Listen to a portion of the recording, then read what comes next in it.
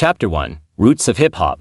Growing up in Brooklyn and Bedford-Stuyvesant, Brooklyn, I grew up in an environment where the music was as real as the streets we walked. When we moved to Queens, it was the late 80s and early 90s, and hip-hop was evolving from a local New York movement into a global phenomenon. But for me, it wasn't just the beats or the fashion, it was the message. Hip-hop was the soundtrack of survival, a means of expression in a world where young Black and Latino men were too often reduced to stereotypes. Living in a neighborhood with a heavy police presence, especially in the stop and frisk era, where the sounds of sirens were constant, it was easy to fall into the cycle of street life. My brother and I, like many of the guys in our area, were caught between wanting something more but still feeling like the streets had a stronger pull. Hip-hop gave us a voice, a way to articulate our struggles and dreams. Shows like Stretch Armstrong and Bob Ito, and Teddy Ted and the Awesome 2, were like secret passages into the world of great lyricists who were still underground but had the potential to blow up. These shows weren't just about playing music, they were about storytelling,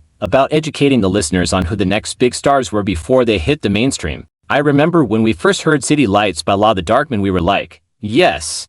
Another amazing MC. La wasn't just another rapper spitting bars. He was an artist, painting a picture of the world we came from. His lyrics were the kind of poetry that transcended the standard street rap. They weren't just about surviving the hood, they were about surviving life. Listening to La was like hearing someone who understood hip-hop, and in 1998 a song like City Lights was like a holy grail to us. See, we fell on hard times right around that time, and music was an absolutely enormous part of our lives. A new song that met the standards was like heaven to us, but the streets were real, and we couldn't escape them. I remember the times my brother and I would be on the block or blazing in the basement thinking we gotta make it out the streets, and La and other MCs' music was a reminder of that. Although the streets were our reality, we didn't have to let them take us down. His rise out of Crown Heights wasn't just inspiring, it was another great MC showing us that it could be done. Chapter 2. La the Darkman. The man behind the lyrics. La the Darkman's real name, Lazen Jackson, is a name that resonates with anyone who really knew about real hip-hop.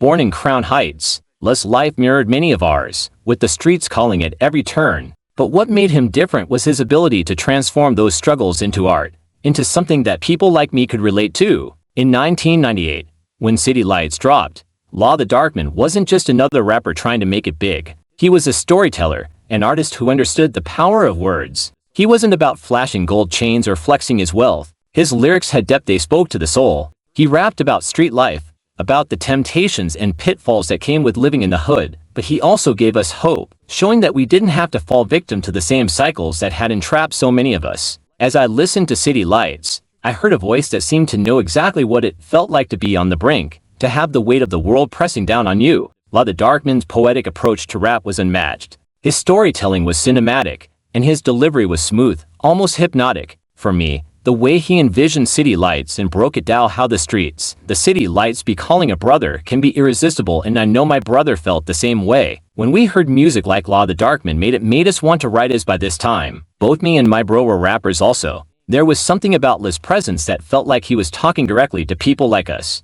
His rise wasn't just about making it out of the hood, it was about showing us how to elevate ourselves through art.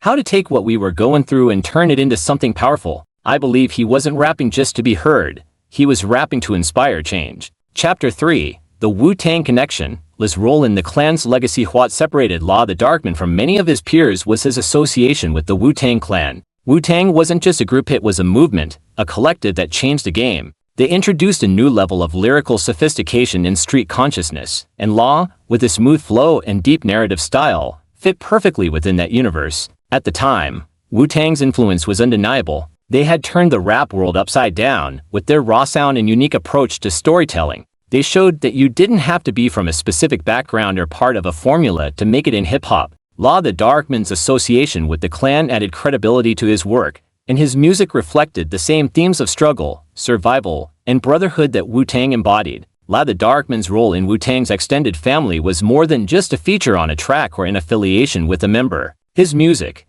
especially City Lights, carried the same grit and honesty that made Wu-Tang so iconic. It wasn't about selling out, it was about staying true to the roots of hip-hop. Wu-Tang showed that even in the face of adversity, it was possible to rise above, and La's journey was a testament to that. He couldn't have linked up with a better collective of artists. In that sense, he hit the lotto. The link between La and Wu-Tang wasn't just musical, it was philosophical. They both understood that the streets weren't just a place to escape from. They were a source of inspiration. They showed us that the struggles we faced weren't just hardships. They were experiences that could be turned into art, something that could stand the test of time. Chapter 4, Heist of the Century, A Beacon of Hope. When City Lights was released, I was at a crossroads. I was 22, running the streets with my brother, caught between the temptation of continuing down a dangerous path and the desire for something more. The Darkman's music became something to turn to during those turbulent years. His lyrics weren't just about surviving the streets, they were about transcending them. They spoke to the heart of anyone who had ever felt trapped, anyone who had ever wondered if there was a way out. In many ways, Heist of the Century was more than just an album, it was a message. The Darkman was showing us to come from the heart and don't try and be gimmicky like MC Hammer and Vanilla Ice. Through creativity, through art, through self-expression, he was showing us how to live our own lives with purpose. For me, the Darkman's music was a reminder that there was more to life than what we were living. It wasn't just about surviving the hood, it was about thriving beyond it. City Lights was definitely my favorite track off the album, even though I liked Lucci. Heist of the Century featuring Killasin. I remember he had a song called World where he mentions hustling at 8 years old, hanging by the supermarket to carry people's bags to their car for change or dollars. He definitely gave us the hope that we could make it out, that the streets didn't have to be our destiny. The Darkman's music was a reflection of reality. It was about dreaming bigger, but also putting in the work to make those dreams a reality. His rise wasn't just about making music, it was about elevating the culture and showing us that there was a way out, even for those of us who felt like the odds were stacked against us. I mean, you have to take advice from a man who was literally grinding since he was 8 years old. Chapter 5, From the Streets to the World. Listen during Legacy. The Darkman's legacy wasn't just about his music, it was about his perseverance and his ability to adapt to a constantly changing industry. While his debut album, Heist of the Century, remains a cult classic, his impact went beyond that. He also appeared on Muggs Presents Soul Assassins Chapter 1 with KRS-One, Mobb Deep and The Genius, making songs with Raekwon the Chef, Havoc of Mobb Deep, J Mills of Young Money in the famous Murda Mook battle, Razzcast, Bun B, Lil Wayne, DJ Drama and more. As a member of the extended Wu-Tang family, helped bridge the gap between the streets and the global stage. His story wasn't just about overcoming the odds, it was about setting a precedent for others to follow. His entrepreneurial ventures, including his work with Affiliates Music Group, proved that was more than just an artist, he was a businessman, a visionary who understood the value of building platforms and creating opportunities for others. His role in the Affiliates with DJ Drama helped shape the mixtape culture, elevating it to a level where it became an integral part of hip-hop's global appeal. What the Darkman taught me, and what I want others to understand, is that hip-hop is more than just music, it's a movement and a culture, and people like me will go to our grave representing the true sense of hip-hop.